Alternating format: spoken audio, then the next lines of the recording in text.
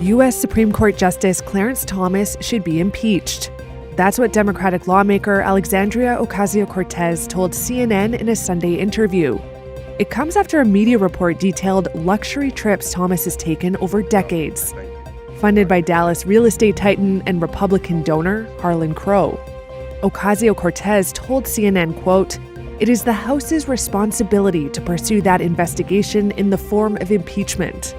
On Thursday, ProPublica reported that Thomas accepted expensive trips from Crow despite federal law requiring the disclosure of most gifts.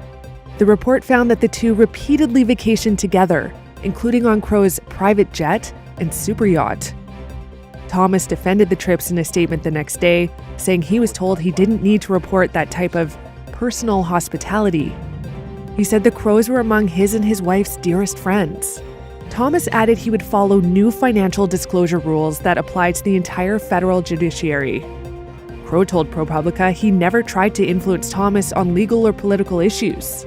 In the 4 years that I've sat on this committee. Still, Ocasio-Cortez said she believed there's been a conflict of interest between the two since the justice began serving on the Supreme Court in 1991. As for impeachment, she acknowledged the move was likely a long shot, since the House of Representatives has a Republican majority and is likely reluctant to go after a conservative justice.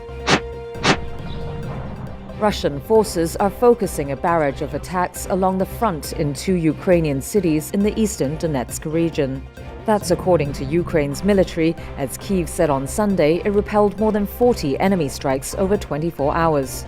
According to the General Staff of Ukrainian Armed Forces, fighting has been heaviest along the western approaches to Bakhmut, which, along with Avdiivka, have been targeted by Russia's military. Russian forces have been besieging Bakhmut for months in the longest battle in more than a year of war.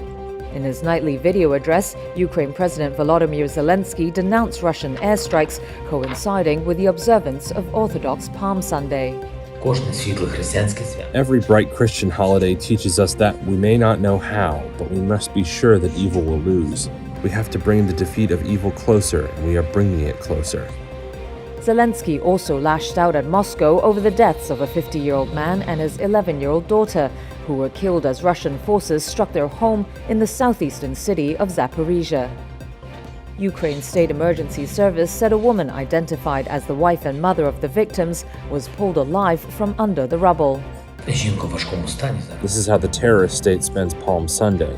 This is how Russia puts itself in even greater isolation from the world and from humanity. The majority of Ukraine's 41 million people are Orthodox Christians who celebrate Easter a week from now. Russia's defense ministry said on Sunday its forces had destroyed a depot with 70,000 tons of fuel near Zaporizhia. It added that Russian troops had destroyed Ukrainian army warehouses storing missiles, ammunition and artillery in the regions of Zaporizhia and Donetsk. Reuters could not verify the battlefield reports.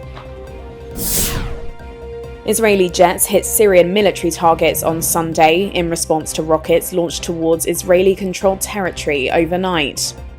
That's according to Israel's military, as violence flared again following cross-border exchanges of fire during the week.